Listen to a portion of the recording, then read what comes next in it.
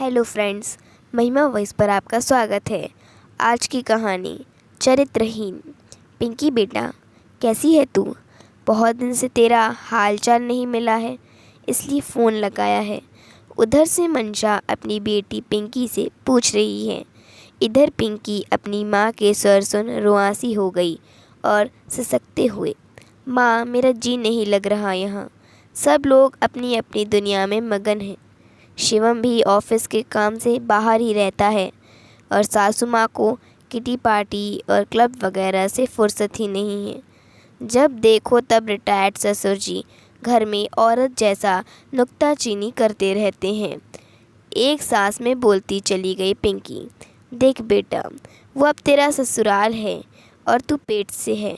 Last महीना चल रहा है, इसलिए इधर उधर मूवमेंट करना खतरे से खाली नहीं। और अभी तू मात्र अवकाश में है। बच्चे के जन्म होते ही 6 महीने की उपरांत ऑफिस ज्वाइन कर लेना और बच्चे के देखभाल हेतु नैनी रख लेना। इसमें क्या है, बस कुछ दिनों की बात है। बस अपने आप को व्यस्त रखा करो, समय बीत जाएगा। लेकिन माँ, मम्मी जी घर पर नहीं होती हैं, तब पापा जी मेरे कमरे में आ जाते हैं। कभी फल दूध के बहाने, कभी कुछ और के बहाने आकर मेरे को ताड़ते हैं और उनकी नज़र में पिता जैसी ममता नहीं दिखती। लगता है एक पुरुष का गलत अशक्त नज़र हो। क्या करूँ माँ? बेटी की इस बात पर माँ चिंतित हो जाती है कि कहीं मेरी बेटी को कहीं गलत फहमी तो नहीं हो रही है। समधी जी 70 वर्षीय हैं और ऐसी ओछी हरकत करेंगे। कुछ तो करना होगा, वरना गर्भवती बेटी के गर्भ पर असर पड़ेगा। ठीक है बेटा, शाम तक आती हूँ, कुछ न कुछ उपाय निकाल लेंगे, कहकर फ़ोन रख दिया गया। अचानक समधन जी को देखकर पिंकी के ससुर और सास भौचक रह गए।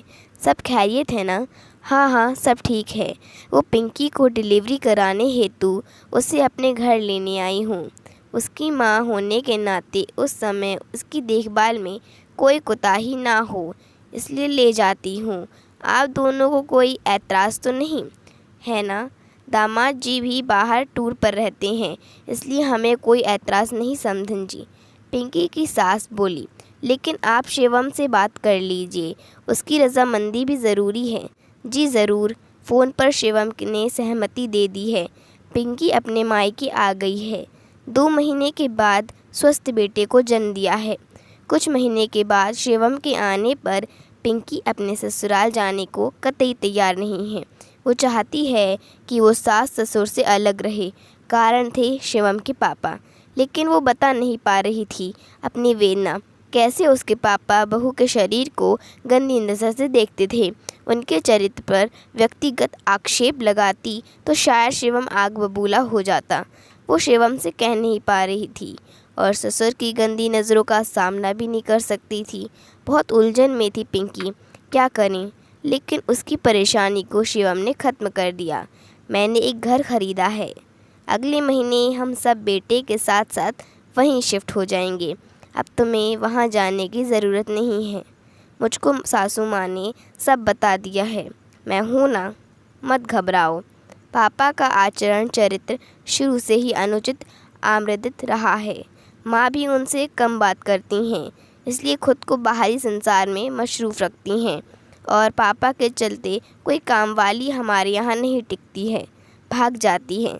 शिवम के अप्रत्याशित फैसले को सुन पिंकी उसके गले लग गई है और पिंकी की माँ अपने दामाद से हाथ जोड़कर विनती कर रही कि मेरा नाम बेटी को ना बताए।